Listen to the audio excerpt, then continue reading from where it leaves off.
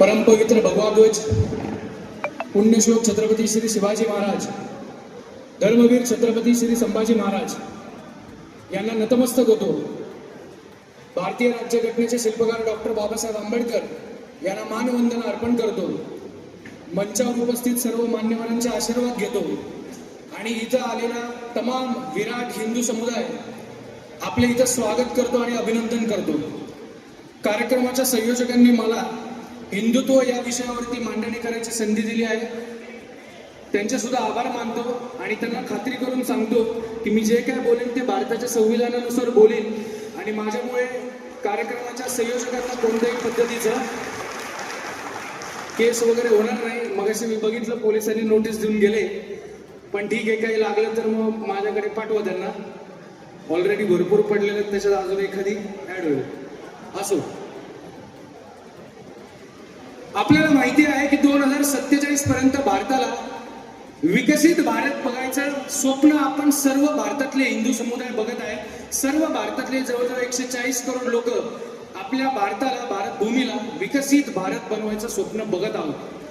पण एकीकडे जेव्हा आपण 2047 ला विकसित भारत बनवायला चाललेलो आहे, दुसरीकडे याच भारत देशाला इस्लामिक राज्य कसं बनवायचं आणि गजवाय हिंद कसा करायचा याचं स्वप्न भारतामध्ये काही इस्लामिक राजकारण करणाऱ्या आणि दहशतवादी संघटना जसं की PFI, Popular Front of India, Lashkar e Taiba, Jaish e Mohammed अशा काही दहशतवादी संघटना भारताला 2047 पर्यंत गजवाय हिंद करणार आहेत। आता 2047 म्हटलं तर अगदी 20 वर्षाचा आपला काळ उरलेला आहे, त्याच्यामुळे आपल्याला असं वाटू शकतं हे तर काही शक्य नाहीये। भारतामध्ये हिंदू बहुल आहे, आपण 70-80% आहोत। अवघ्या 20 वर्षाच्या कालखंडामध्ये गजवाय हिंद होणं शक्य नाही असा आपला एक समज आहे। पण तो गैरसमज कसा आहे हे मी पुढच्या 20-40 मिनिटांमध्ये आपल्याला सांगण्याचा प्रयत्न करतो। सगळ्यात पहिल्यांदा आपल्याला समजलं पाहिजे की हे गजवाय हिंद हे नक्की प्रकरण काय आहे, हे कुठून आली, ही विचारधारा आली कुठून। पॉलिटिकल इस्लाम, मी इस्लाम धर्म नाही म्हणते, मी पॉलिटिकल इस्लाम म्हणतोय। अर्थात इस्लाम धर्माचा वापर करून राजकारण करणं, सत्ता स्थापन करणं हे अख्ख्या जगामध्ये जे लोक करतात त्या लोकांच्या कन्सेप्टनुसार त्यांनी जगाला 3 हिस्स्यांमध्ये विभागलेला आहे। पहिला हिस्सा आहे दारुल अमन, म्हणजे जिथं इस्लामची सत्ता प्रस्थापित झालेली नाही, इस्लामची लोकसंख्या अगदी 1% कमी आहे आणि त्या लोकांचं दुसऱ्या धर्माच्या लोकांबरोबर तिथं संगनमत किंवा भाईचारा, सर्व धर्म समभाव असं सगळं वातावरण आहे। इस्लामची ताकद तिथं कमी आहे। दुसरा विभाग आहे दारुल हरब, जिथं इस्लामची संख्या ही साधारण 15, 20, 25% आसपास गेलेली आहे। त्यांचा दुसऱ्या धर्माबरोबर संघर्ष चालू झालेला आहे, पण राज्य प्रस्थापित झालेलं नाहीये। उदाहरण म्हणजे भारत देश। आणि दारुल हरब मधून दारुल इस्लाम मध्ये कन्व्हर्ट करणं, अर्थात इस्लामची राजसत्ता प्रस्थापित करणं हे अख्ख्या जगामध्ये यांचं टार्गेट आहे। आणि आतापर्यंत 57 देश दारुल इस्लाम झालेले आहेत। आपण इथं अखंड हिंदुस्थानाचा माग नकाशा सुद्धा बघतो। आपल्या नकाशाकडे जरा नीट आपण डोळे ऑब्झर्व केलं तर उजवीकडचा पाकिस्तान, डावीकडचा पाकिस्तान ज्याचं नाव बांगलादेश आहे, पलीकडचा अफगाणिस्तान आणि या साईडला आपल्या भारताच्या पलीकडच्या साईडचे 3-4 देश, हे सुद्धा कधी एकेकाळी हिंदू नाहीतर बौद्ध देश होते। आज त्यांचा गजवाय हिंद म्हणा किंवा गजवाय पाकिस्तान म्हणा, गजवाय बांगलादेश म्हणा झालेला आहे, हे आपण विसरता कामा नये। तरी सुद्धा आपल्या भारतामध्ये जो आज उरलेला भारत आहे फाळणीनंतरचा, या भारतामधला जो बहुसंख्य समाज आहे, हिंदू समाज, या समाजाने गेल्या 4 पिढ्यांमध्ये सर्व धर्म समभावाचा च्यवनप्राश इतकं जास्त खाल्लेला आहे आणि भाईचारा इतक्या जास्त प्रमाणात आहे की आपण काही गोष्टींकडे अक्षरशः दुर्लक्ष केलं। त्या गोष्टी सांगण्यासाठी आज मी इथं आलेलो आहे। हा गजवाय हिंद होणार कसा, तर याच्यासाठी जिहादचे अनेक प्रयोग करण्यात येतात। आता गेल्या आठवड्यातला तो कॉर्पोरेट जिहाद, त्याला काही शब्दप्रयोग मी नाही दिलेला, टीव्ही वाल्यांनीच दिलेला आहे। कॉर्पोरेट जिहाद नाशिक मधला सगळ्यांनी आपला बघितला। आज मी आपल्या समोर प्रामुख्याने 4 या जिहादांची मांडणी करणार आहे। पहिला म्हणजे लँड जिहाद, दुसरा आहे लव जिहाद, तिसरा आहे पॉप्युलेशन जिहाद आणि चौथा आहे आर्थिक जिहाद. सगळ्यात पहिल्यांदा आपण समजून घ्या की हा लँड जिहाद नावाचा प्रकार आहे तरी काय. आपल्यापैकी अनेक लोकांनी ऐकलं असेल, वक्फ बोर्डाने मढी देवस्थानाची जवळजवळ 100 पेक्षा जास्त एकर संपत्ती गिळंकृत केली. अनेक जणांनी ऐकलं असेल, गेल्या वर्षी 2025ला फेब्रुवारी महिन्यात केंद्र सरकारने वक्फ कायद्यामध्ये काही बदल करण्याचा प्रयत्न केला. आपण सगळ्यांनी टीव्हीवरती बघितलं असेल. ताजमहल असू दे किंवा हिंदूंची काही मंदिर असू दे, अक्षरशः राम जन्मभूमीचं जे आंदोलन होतं त्याच्यामध्ये राम लल्लाची जी जागा होती ती सुद्धा वक्फ वाल्यांनी दावा करायचा प्रयत्न केला होता. आपल्याला प्रश्न पडतो की नक्की हा वक्फ शब्द आहे तरी काय. वक्फ या शब्दाचा इस्लामिक धर्मानुसार शब्दशः अर्थ असा आहे की एक मुसलमान व्यक्ती जेव्हा त्याने अर्जित केलेली संपत्ती अल्लाच्या नावाने दान करतो, त्या दान केलेल्या संपत्तीला वक्फ संपत्ती असं म्हणतात. आता समजून घ्या राजकारण कसं पद्धतीने चालतं. इस्लाम धर्म काय म्हणतो की मुसलमान व्यक्तीची संपत्ती वक्फ होऊ शकते, पण आपल्या भारतामध्ये एक काळा कायदा बनवण्यात आला ज्या कायद्याचं नाव आहे वक्फ ऍक्ट 1995. या कायद्यामध्ये असं लिहिण्यात आलं की कोणत्याही माणसाची संपत्ती वक्फ बोर्डाला किंवा वक्फ साठी दान करण्यात येऊ शकते. जरा क्लिष्ट विषय आहे, थोडं समजून घेणं गरजेचं आहे. इस्लामचा धर्म म्हणतो की फक्त मुसलमानाचीच संपत्ती अल्लाच्या नावाने दान होऊ शकते, पण हा काळा कायदा जो 1995ला तेव्हाच्या सरकारने बनवला, या कायद्यामध्ये काय लिहिलं की कोणाचीही संपत्ती वक्फ होऊ शकते. एक शब्द प्रयोग बदलल्यामुळे त्याचा इम्पॅक्ट काय पडला विचार करा. जेव्हा आपण म्हणतो कोणाचीही संपत्ती, त्याच्यामध्ये मुसलमानाची संपत्ती आली, हिंदूची सुद्धा आली, ख्रिश्चनांची आली, जैनांची आली, बौद्ध समाजाची आली. अरे पर्सनल प्रॉपर्टी तर आलीच आली, पण त्याच्या बरोबरीने महानगरपालिका, नगरपालिका, पंचायत समिती, ग्रामपंचायत, केंद्र सरकार, राज्य सरकार, डिफेन्स, आर्मी सगळ्यांची संपत्ती वक्फ बोर्ड स्वतःच्या नावाखाली घेऊ शकतो. आता तुम्हाला प्रश्न पडेल की ही नक्की अशी किती जमीन या लोकांनी गिळंकृत केली. 1 नाही, 2 नाही, 3 नाही, 40 लाख एकर जमीन आतापर्यंत ही वक्फ बोर्डाने स्वतःच्या मालकीमध्ये घेतलेली आहे. एक 40 लाख एकर साधारण किती होतं? 7 ते 8 जिल्हे महाराष्ट्रातले मावतील एवढी जमीन अख्ख्या भारत खंडामधली ही वक्फ बोर्डाने स्वतःच्या नावाखाली घेतली आहे. आता तुम्हाला प्रश्न पडेल की ही अशीच कशी काय संपत्ती घेतात. कोणाची तरी प्रॉपर्टी असेल तर खरेदी विक्रीचा व्यवहार करायची गरज आहे की नाही. या कायद्यामध्ये कलम क्रमांक 3 मध्ये असं लिहिलेलं आहे, वक्फ इन्क्लुड्स वक्फ बाय युजर. इंग्लिश मध्ये सांगितलं पहिलं, आता त्याचा भावार्थ सांगतो सोप्या भाषेत. समजा या ठिकाणी इस्लामिक धर्मकार्य, नमाज पठण, थडगं बांधणं, कब्रिस्तान अशा पद्धतीचं इस्लामिक धर्मकार्य जर इथं वारंवार झालं तर हा मालपाणी लॉन सुद्धा वक्फ बोर्ड स्वतःच्या नावाखाली घेऊ शकतो. सर्वेश मेंदळे नाही म्हणते. Section number 3 subsection R of the Waqf act 1995 याच्यामध्ये लिहिलेलं आहे. आता त्याच्यानंतर आपला हिंदू समाज आहे ना, वक्फ बोर्डवाल्यांना प्रश्न विचारायला जात नाही, तो माझ्या सारख्या लोकांनाच प्रश्न विचारला येतो. तू म्हणतोय ते सिद्ध कर. अरे सिद्ध काय करायचंय? जर तुमची संपत्ती जर वक्फ बोर्डाने स्वतःच्या नावाखाली घेतली, आता आपल्याला असं वाटू शकतं की आपण कोर्टात जाऊ, हायकोर्ट, सुप्रीम कोर्ट, तिथं जाऊ आणि तिथून आपली संपत्ती आपण आपल्याकडे परत घेऊ. तुम्हाला खोटं वाटेल, या वक्फ कायदा 1995 मध्ये असं लिहिलेलं आहे की तुमची संपत्ती जर वक्फ बोर्डाने घेतली तर तुम्ही कोर्टात जाऊ शकत नाही. मग जायचं कुठं? वक्फ ट्रिब्युनलकडे. आता या वक्फ ट्रिब्युनल मध्ये न्यायाधीश कोण असतात? इस्लामिक धर्मामध्ये एक्सपर्ट असलेले न्यायाधीश, अर्थात मुसलमान न्यायाधीश असतात. आता विचार करा, जमीन हिंदूंची, गिळंकृत कोणी केली? वक्फ बोर्डाने घेतली. न्यायाधीश कोण आहे? त्यांचाच आहे. खऱ्या अर्थाने तुम्हाला तिथं न्याय मिळेल असं तुम्हाला वाटतं का? आता वक्फ ट्रिब्युनलने जर तुमच्या विरोधामध्ये निर्णय दिला तर तुम्हाला जर असं वाटत असेल की मी सर्वोच्च न्यायालयात जाईन दिल्लीला आणि तिथं जाऊन चॅलेंज करील, या कायद्यामध्ये लिहिलेलं आहे तुम्ही हायकोर्ट आणि सुप्रीम कोर्ट मध्ये जाऊ शकत नाही. आता विचार करा, अशा पद्धतीचा जर काळा कायदा जर भारतामध्ये असेल आणि 40 लाख एकर जमीन जर याने गिळंकृत केली असेल तर याच्या विरोधामध्ये हिंदू समाजामध्ये आवाज उठला असणार. गेल्या 30 वर्षामध्ये सुप्रीम कोर्ट पर्यंत एक माणूस गेला आणि हायकोर्टामध्ये काही गिने चुने लोक आपले हिंदुत्ववादी कार्यकर्ते गेले. आता तुम्हाला त्यांचा समाज किती कट्टर आहे त्यांच्या धर्मासाठी हे नीट ऐका. 30 वर्ष हा काळा कायदा भारतामध्ये अस्तित्वात होता. गेल्या वर्षी मोदीजींच्या नेतृत्वामध्ये केंद्र सरकारने याच्यामध्ये बदल करायचा प्रयत्न केला. 30 वर्ष या कायद्याच्या विरोधात एक हिंदू माणूस गेला कोर्टामध्ये, सुप्रीम कोर्टामध्ये.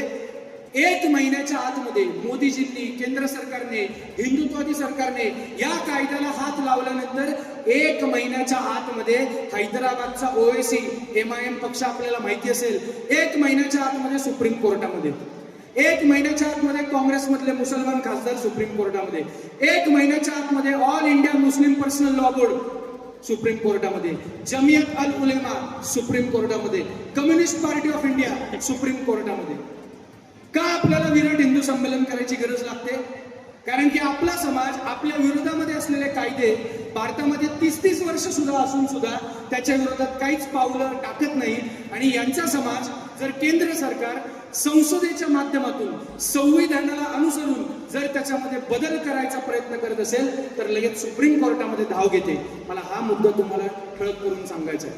ही आहे त्यांची सामाजिक जनजागृती किंवा एकोपा. त्यांच्या डोक्यामध्ये एकदम क्लिअर टार्गेट आहे, गजवा आहे हिंद. पूर्वी त्यांचा ऑलमोस्ट 70% भारत त्या औरंगजेबाच्या काळामध्ये त्यांनी गिळंकृत केलेला होताच. छत्रपती शिवराय जर जन्माला आले नसते तर विचार करा आज आपण टोपाय घालून फिरले असतो. कदाचित हा भगवा घालायची परिस्थिती आली सुद्धा नसती. दुसरा महत्वाचा मुद्दा आहे का, एक मी तुम्हाला प्रश्न विचारतो. 2 वर्षापूर्वी आज विश्व हिंदू परिषदेचे सगळे कार्यकर्ते इथं आहेत, बजरंग दलचे कार्यकर्ते आहेत, संघाचे कार्यकर्ते सुद्धा इथं आहेत, अनेक हिंदुत्ववादी संघटना इथं आहेत. 1980-1990च्या दशकामध्ये अख्ख्या भारतामध्ये एक जन आंदोलन वरती येत होतं. रामलल्ला हम आ रहे हैं, मंदिर वही बनाएंगे. कोणतं आंदोलन होतं? अयोध्या राम जन्मभूमीचं आंदोलन. बाबरी मशीद म्हणा, बाबरी ढाचा म्हणू नका, बाबरी मशीद होती. जे होतं ते होतं. 6 डिसेंबर 1992 या दिवशी अख्ख्या भारतातल्या सर्व हिंदुत्ववादी लोकांनी तिकडे गेले आणि त्यांनी कार सेवा केली आणि बाबरी मस्जिद पाडली. कधी? 6 डिसेंबर 1992 साली. आता तुम्हाला अजून एक महत्वाचा एक प्रश्न विचारतो. आपण सगळ्यांनी ऐकलं असेल राम जन्मभूमी आंदोलन जेव्हा चालू होतं तर त्यावेळेला अजून एक घोषणा गाजत होती अख्ख्या भारतामध्ये. राम जन्मभूमी तो अभी झाकी है, काशी मथुरा अभी बाकी है. ऐकलं की नाही आपण? म्हणजे आपल्या हिंदू समाजाची रिक्वायरमेंट काय, मागणी काय, की जसं राम जन्मभूमीचं आंदोलन आहे, राम लल्लाचं मंदिर झालंय, तसं आपल्याला काशी विश्वनाथाचं पण मंदिर पाहिजे, मथुरेचं पण पाहिजे. आज टीव्ही वरती बघितलं सरस्वतीचं मंदिर, भोजशाळा, तिकडचं सुद्धा काहीतरी कोर्टामध्ये निर्णय चालू आहे. आज आपण बघितलं टीव्ही वरती. एक प्रश्न विचारतो, आपल्यापैकी किती लोकांना काशी विश्वनाथाचं मंदिर परत पाहिजे? हात वरती करा. आपल्यापैकी किती लोकांना मथुरा जन्मभूमीचं मंदिर परत बघायचंय? होईल का नाही होईल? जोरात सांगा. नाही होऊ शकत. Places of worship act 1991. अख्ख्या भारतामध्ये आपला हिंदू समुदाय 6 डिसेंबर 1992 ला कार सेवा करण्यासाठी अयोध्येमध्ये गेला. UP मध्ये गनिमी कावा आपल्या समाजावरती कसा झाला बघा. 1 वर्ष आधी यांचा समुदाय गेला दिल्ली मधल्या संसदेमध्ये. त्या संसदेमध्ये जिथं 90% हिंदूंचे खासदार बसलेले आहेत, त्या खासदारांच्या माध्यमातून लोकसभा आणि राज्यसभेच्या माध्यमातून हा एका पानाचा कायदा बनवला. Places of worship act 1991. काय लिहिले या कायद्यामध्ये? कलम क्रमांक 4 मध्ये लिहिलेलं आहे की 15 ऑगस्ट 1947च्या आधी जर कोणतं मंदिर पाडून मशीद बांधण्यात आली असेल, 15 ऑगस्ट 1947 नंतर तुम्ही त्याचं पुनर्निर्माण करू शकत नाही. हे सोप्या भाषेमध्ये मी तुम्हाला सांगितलं. इंग्लिश शब्द प्रयोग अवघड आहे. मग आता आपला हिंदू भाऊ मला अजून पुढचा प्रश्न विचारतो, अरे जर मग 15 ऑगस्ट 1947चा जर आधी असा नियम टाकला असेल तर मग राम जन्मभूमी पण जुनच आहे ना, ती बाबरी मस्जिद पण 500 वर्ष जुनी होती, मग ती कशी काय पाडली? गनिमी कावा आपण फक्त पाठ्यपुस्तकात शिकलो, रट्टा मारला, निबंध लिहिले आणि विसरून गेलो. आपल्या समाजाबरोबर गनिमी कावा कसा झाला बघा. या कायद्यामध्ये कलम क्रमांक 3, 4, 5 मध्ये एकच अपवाद लिहिण्यात आला, राम जन्मभूमी बाबरी मस्जिद. याचा अर्थ समजून घ्या. बाबरी मस्जिद पाडायच्या 1 वर्ष आधी या लोकांना कळून चुकलं होतं की आज राम जन्मभूमी तर आंदोलन आहे, उद्या काशी विश्वनाथचं पण आंदोलन होणार, मथुरा पण होणार, आणि त्या औरंगजेबाची हजारो हिंदू भाविकांची बुद्ध लेणी असो, जैन मंदिर असो, जी पाडली ती आपला समाज जागृत झाल्यावरती परत सगळीच्या सगळी मंदिरं बांधणार, हे या लोकांना माहिती होतं. 90% हिंदूंचे खासदार जिथं बसतात त्या खासदारांच्या मार्फत हा काळा कायदा बनवण्यात आला 1991 साली. आपल्याला माहिती नाहीये. म्हणून जर तुम्हाला काशी विश्वनाथ, मथुरा असो आणि इतर हजारो मंदिर असो जर परत बांधायचे असतील तर सगळ्यात पहिल्यांदा समजून घ्या, देशामध्ये संविधान आहे, आपलं ठोकशाही चालत नाही. संविधानिकरित्या हा कायदा पहिला रद्द करा. रद्द केल्यानंतर काशी विश्वनाथ असो, मथुरा असो, हजारो काय लाखो हिंदूंची मंदिरं, जैन मंदिरं, बौद्ध मंदिरं आपण पुन्हा एकदा बांधू शकतो. या गोष्टींची जाणीव ठेवणं आपल्याला गरजेचं आहे. तिसरा काळा कायदा, बात अभी खत्म नहीं हुई. वक्फ कायदा आला 1995, 1991 झाला प्लेसेस ऑफ वर्शिप ऍक्ट. आता 4 महिन्यापूर्वी आपण टीव्हीवरती जर आपण ते साम टीव्ही, TV9 बघत असाल तर एक बातमी आपण बघितलं असेल की केंद्र सरकारच्या माध्यमातून अल्पसंख्याक मंत्रालयाला जवळजवळ 4 ते 5 हजार करोड अनुदान देण्यात आलं. अल्पसंख्याक मंत्रालयाला. अल्पसंख्याक मंत्रालयाचा फायदा कोणाला मिळतो मला काही वेगळं सांगण्याची गरज नाहीये. 4,000-5,000 करोड केंद्र सरकारचं अनुदान, राज्य सरकारचं वेगळं अनुदान, आणि यांच्यासाठी एक स्वतंत्र मंत्रिमंडळ. एक इथं आज अनेक वारकरी संप्रदायातली पण लोक आहेत, सगळे महाराज लोक सुद्धा आलेले आहेत. एक त्यांना सुद्धा प्रश्न विचारतो, आपल्याला वारीला जाण्यासाठी सरकारचं अनुदान मिळतं का हो? आपल्या भाविकांना पंढरपूरच्या वारीला जायचंय, अनुदान मिळतं का?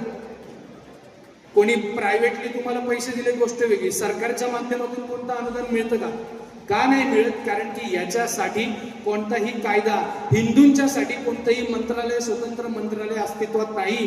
पण national commission for minorities act 1992, ज्या दिवशी आपण राम जन्मभूमीचं आंदोलन केलं त्याच वर्षी इथं यांनी काय केलं, अल्पसंख्याक मंत्रालय बनवून घेतलं. आणि दरवर्षी हजारो करोड रुपये या मंत्रालयाला देणगीच्या स्वरूपात, अनुदानाच्या स्वरूपात, आपलं भारत सरकार असू दे, राज्य सरकार असू दे, सरकार कोणत्याही पक्षाचं असू दे, त्यांना द्यावं लागतं. आणि जर यांचं अनुदान जर थांबवायचं असेल तर ठोकशाही चालणार नाही. पहिलं संविधानिक पद्धतीने हा कायदा तुम्हाला बंद करावा लागेल, नंतरच ही गोष्ट थांबू शकेल. आता विचार करा, हे सगळे लँड जिहादचे जे प्रकार अख्ख्या भारतामध्ये चालू आहेत, तसंच आज इथे महिला समुदाय सुद्धा चांगल्या संख्येने उपस्थित आहेत. आपण आता बघितलं गेल्या आठवड्यामध्ये कॉर्पोरेट जिहाद अर्थात लव जिहादची अनेक प्रकरणं आज अख्ख्या भारतामध्ये समोर येत आहेत. ही टर्मिनॉलॉजी, लव जिहाद, ही टर्मिनॉलॉजी मी दिलेली नाहीये. 2008-9 साली साऊथ इंडियामधलं केरळचं जे हायकोर्ट आहे, त्या हायकोर्टाच्या कमेंटमध्ये हा मुद्दा आला होता. आणि याच्यामध्ये फक्त हिंदूंच्या मुली नाही तर ख्रिश्चन समुदायामधल्या सुद्धा मुली यांचं रेट कार्ड बनवण्यात येतं. अमुक जातीची मुलगी असेल तर 5 लाख रुपये मिळतील, तमुक जातीची असेल तर 8 लाख, जातीप्रमाणे रेट ठरवले जातात. आणि कोणाला मिळतात पैसे? एरवी जे तिथं त्या स्क्रॅपच्या दुकानामध्ये काम करतात, पंक्चरमध्ये हवा भरत बसतात, फळं विकत बसतात, अशा गरीब मुसलमान समुदायातली जी मुलं आहेत ज्यांचं शिक्षण काही झालेलं नसतं, तर त्यांना टार्गेट दिलं जातं. या समाजातली मुलगी पटव, लग्न कर, तुला इतके इतके पैसे, तुला इतकी इतकी गाडी, तुला तिला फिरायला कुठेही घेऊन जायचं असेल तुला इतका इतका पैसा मिळणार. या सगळ्या गोष्टी भारतामध्ये मी शोधून काढलेल्या नाहीयेत. अनेक कोर्टामध्ये केसेस प्रलंबित आहेत. आता बघितलं असेल मागच्या महिन्यात महाराष्ट्राच्या राज्य सरकारने या लव जिहादच्या विरोधामध्ये कायदा सुद्धा पारित केलेला आहे. तरी सुद्धा इतकी वाईट परिस्थिती आहे की अजून सुद्धा आपल्या ज्या हिंदू महिला आहेत किंवा आपले जे सर्व धर्म समभाववाले जे हिंदू लोक आहेत त्यांना अजूनही विश्वासच नाहीये की लव जिहाद नावाचा प्रकार असतो. का? कारण की यांनी शाहरुख खान, सलमान खानचे वाले सगळे जे पिक्चर बघितलेत ना, त्यांना काय वाटतं की नाही नाही मेरा अब्दुल तो अलग आहे. माझा शाहरुख खान गौरी खानला कसा मस्त ठेवतो, माझा सैफ अली खान करीना कपूरला कसा मस्त ठेवतो, बघा कसा मस्त ठेवलं. अरे त्या आमिर खानची 3 लग्न झाली, आता तिसरं जे होणार आहे ती सुद्धा हिंदू आहे. सैफ अली खानची 2 लग्न झाली हिंदू बायकांबरोबर, दुसरी बरोबर आता तिसरा मुलगा जन्माला येणार आहे. पहिल्याचं नाव तैमूर, दुसऱ्याचं जहांगीर. म्हणजे त्या मुघलांच्या बादशहांनी किंवा लुटारूंनी अख्ख्या हिंदूंची कत्तली केली, त्यांच्या नावाने यांच्या मुलांची नावं. आणि आता तिसरं होणार आहे, त्याचं नाव आता औरंगजेब ठेवलं आहे, म्हणजे नशीब समजायचं. अशा पद्धतीने लव जिहाद जो भारतात होतो. मला इकडं महिला वर्गासाठी एक मुद्दा म्हणून मी इकडे एक गोष्ट आणलेली आहे, ती मी आपल्याला इथं सांगू इच्छितो. एक भारतामध्ये अजून एक कायदा आहे, त्या कायद्याचं नाव आहे हिंदू मॅरेज ऍक्ट. आणि दुसरा एक कायदा आहे ज्याच्यामध्ये स्पेशल मॅरेज ऍक्ट, तो 1955चा कायदा आहे, सॉरी 54चा. Special marriage act 1954. हा कायदा हिंदू मुलींसाठी अत्यंत खतरनाक किंवा आपण म्हणूया खतरा आहे अक्षरशः. हा कायदा का बनवण्यात आला पहिला समजून घ्या. 2 विभिन्न जातींमध्ये जर विवाह होत असेल, 2 विभिन्न धर्मामध्ये जर विवाह होत असेल, तर तुम्हाला तुमच्या धर्माचं पालन करायची गरज नाही. तुम्ही या कायद्याचं पालन करा आणि तुम्ही आंतरधर्मीय विवाह करू शकता. इस्लामच्या धर्मानुसार एक मुसलमान मुलगा हिंदू मुलीशी लग्नच करू शकत नाही. आपल्यापैकी किती जणांना माहिती आहे? अलाउडच नाहीये. इस्लाम धर्माप्रमाणे ते हराम आहे. हराम म्हणजे ते निषिद्ध आहे, चालत नाही, अँटी इस्लामिक गोष्ट आहे. सगळ्यात पहिल्यांदा त्या मुलीचं कन्व्हर्जन करून घ्यावं लागतं लग्नाच्या आधी, आणि त्याच्यानंतर त्यांचा निकाह म्हणजे जे मॅरेज अग्रीमेंट असतं ते होऊ शकतं. पण एक भारतामध्ये अजून एक कायदा आहे, स्पेशल मॅरेज ऍक्ट 1954. कोणी बनवला ते आपल्याला माहिती आहे, मला सांगायची गरज नाही. या कायद्यामध्ये फक्त 3 तरतुदी एकदम सोप्या भाषेत सांगतो. पहिली तरतूद, मुलगा 21 वर्षाचा पाहिजे, मुलगी 18 वर्षाची पाहिजे. दुसरी तरतूद, मुला मुलींची सहमती पाहिजे आणि 3 विटनेस लोकांची सही पाहिजे. आणि तिसरी तरतूद, लग्न करायच्या आधी 30 दिवस फक्त तुम्ही ते जो मॅरेज रजिस्ट्रार असतो ना त्याच्याकडे जायचं आणि नोटीस द्यायची. मग एक मुसलमान मुलगा हिंदू मुलीशी लग्न करू शकतो या कायद्याच्या अंतर्गत. त्याला इस्लामिक धर्माचं पालन करायची गरज लागत नाही. आता 6 महिन्यापूर्वी जेव्हा काही बोर्डाच्या परीक्षा वगैरे मोठ्या मोठ्या परीक्षा जेव्हा चालू होत्या, त्यावेळेला काही मुस्लिम मुली बुरखा घालून आलेल्या होत्या परीक्षेला. तिकडं सेंटरवरती त्याच्या शिक्षिका होत्या, लेडीज शिक्षिका. त्यांनी सांगितलं की आम्हाला चेकिंग करावं लागेल नियमानुसार.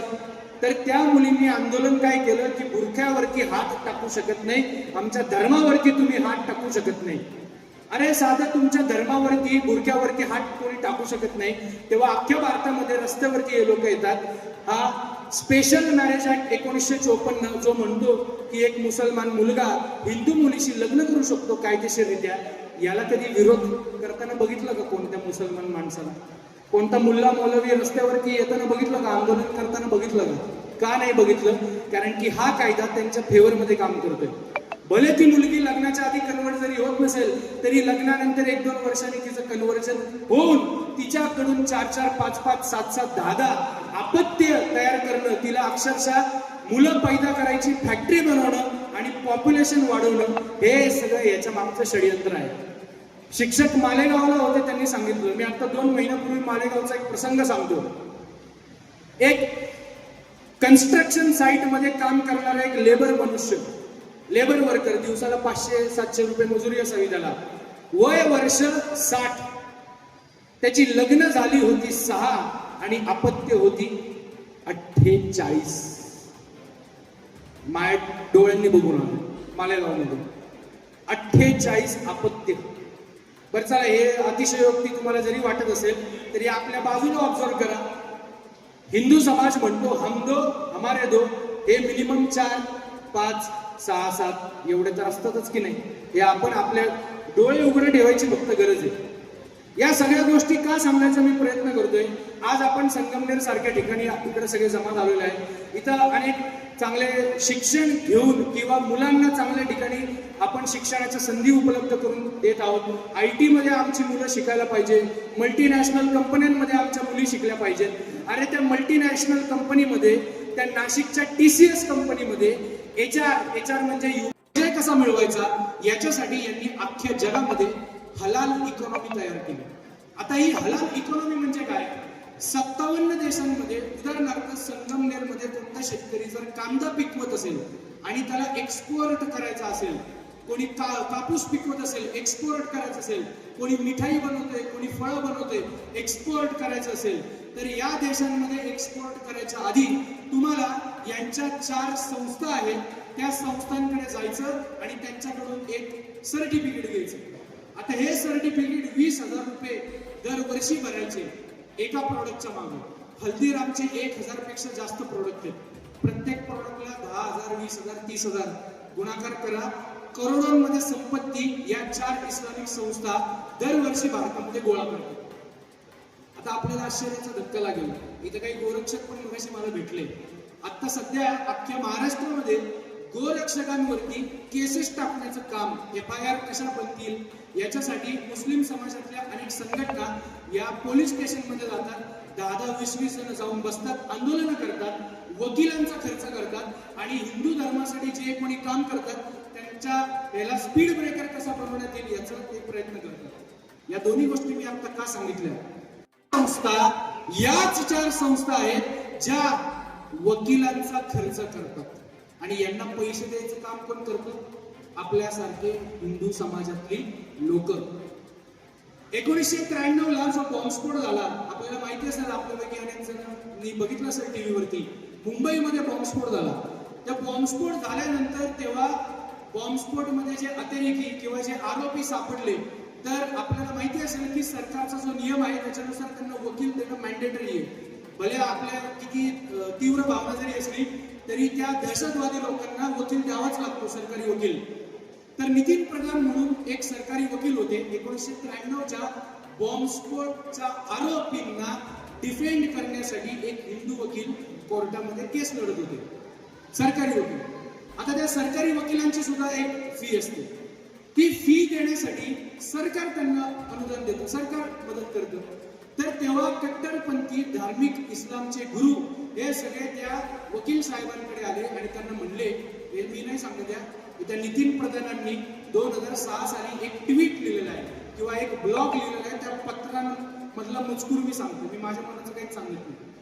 तेव्हा नितीन प्रधानजी म्हणाले की हे सगळे मुल्ला मौलवी माझ्याकडे आले आणि मला म्हणले तुम्ही सरकारकडनं पैसे घेऊ नका, त्या सरकारचे पैसे नका घेऊ, आम्ही तुम्हाला तुमची फी देतो।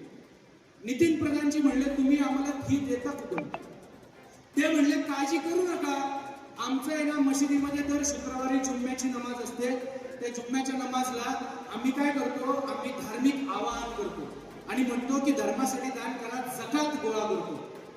आता ही जकात गोळा आम्ही करू आणि आम्ही थोडे थोडे पैसे गोळा करून तुमचे वकीलपत्र जे काय आहे तुम्ही चालू ठेवा आणि तुम्ही जे दहशतवादी अतिरेकी जे अडकवलेले आहेत, जेलमध्ये आहेत, त्यांना सोडवायचं काम तुम्ही करा। हे पत्र वाचल्यानंतर मला एक प्रश्न पडला, हे जकात देणारे लोक कोण होते?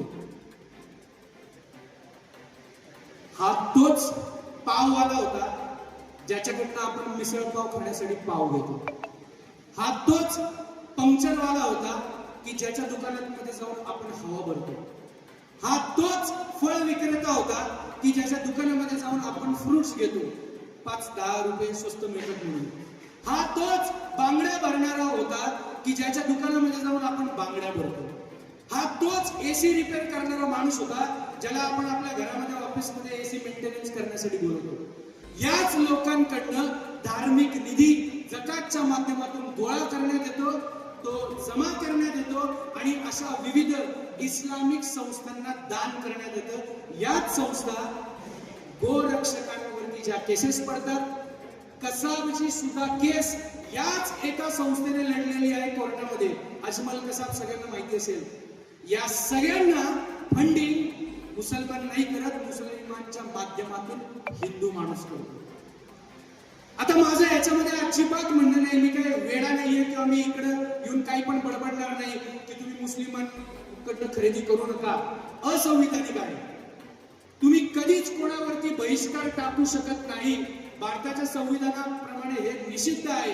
मी तुम्हाला उपाय सांगतो, आपण हे प्रण घेऊया की मी जी काही खरेदी करेन ती मी फक्त आणि फक्त हिंदूकडूनच करेन। हे आहे लीगल पद्धत। आपल्याला लढा जो लढायचा आहे तो लीगल पद्धतीने लढायचा आहे। तर जे पण इथं धर्मरक्षक जे सगळे धर्मासाठी काम करतात, विकेट टाकायची नाही. तुमच्यावरती केसेस पडतील. आजच्या काळातलं युद्ध हे रस्त्यावरचं तलवारीचं नाही. आजच्या काळातलं युद्ध हे कागदाचं युद्ध आहे. कागदाचं युद्ध जर तुम्ही जिंकलं, जसं राम मंदिर झालं, तर सगळी मंदिरं पण येतील, सगळे प्रॉब्लेम पण आपले सॉल्व्ह होतील. एक शेवटचा प्रश्न तुम्हाला विचारतो आणि त्याच्यानंतर मी माझ्या वाणीला विराम देतो. छत्रपती शिवाजी महाराजांचं आडनाव काय? भोसले. भोसले घराण्याच्या आधी महाराष्ट्रामध्ये कोणाची सत्ता होती? ते बहमनी आणि मुघल, आदिलशाही, निजामशाही ते जाऊ दे, त्याच्या आधी कोणाची सत्ता होती? यादवांची सत्ता 300 वर्ष होती. त्याच्या आधी कोणाची सत्ता होती? चित्रकूट घराण्याची सत्ता होती महाराष्ट्रामध्ये. एका तरी राजाचं मला नाव सांगा. एक राजाचं नाव, आडनाव त्याची माहिती आहे, एका राजाचं नाव सांगा. काय? चंद्रगुप्त मौर्याचे नाव. का आपल्याला कोणत्याही राजाचं नाव, आडनाव, घराणं, पराक्रम आठवत नाही? का आपल्याला फक्त आणि फक्त छत्रपती शिवाजी महाराज, धर्मवीर छत्रपती श्री संभाजी महाराज यांचीच नाव आठवतात? का आपण त्यांनाच देवाऱ्याचा दर्जा देवाचा दिलेला आहे, प्रभू श्रीरामांच्या बाजूला बसवलेला आहे? कारण की फक्त आणि फक्त छत्रपती शिवाजी महाराज, धर्मवीर छत्रपती श्री संभाजी महाराज यांनी देव, देश आणि धर्म वाचवला, टिकवला आणि वाढवला. मगाशी शिक्षकांनी सांगितलं, हिंदू धर्माला ग्लानी येते, म्हणून इथं विराट हिंदू संमेलन करायची गरज लागते. ही ग्लानी, हा जो आळस आलेला आहे, हा झटकण्यासाठी मी सर्व इथं जमलेल्या संगमनेर वासियांना एवढंच आवाहन करतो, विराट हिंदू संमेलन हा अंत नाहीये, ही सुरुवात आहे. जागृत व्हायची आपल्या समाजाच्या प्रती. आज आपला हिंदू समुदाय स्वतःचा सातबारा कसा वाढेल, स्वतःची प्रॉपर्टी कशी वाढेल, म्युच्युअल फंड मध्ये टाकू का शेअर मार्केट मध्ये टाकू, सगळं ज्ञान आहे. मला ते सांगायची तुम्हाला गरज नाहीये. आपला हिंदू समाज हा नैसर्गिकरित्या प्रगती विकासच करतो, पण समाज म्हणून आपण एकत्र येत नाही. ही आपली सगळ्यात मोठा हा आत्ताच्या काळातला प्रॉब्लेम आहे. याच्यावरती जर आपण लक्ष दिलं नाही तर इथून पुढचं युद्ध हे फार अवघड असणार आहे.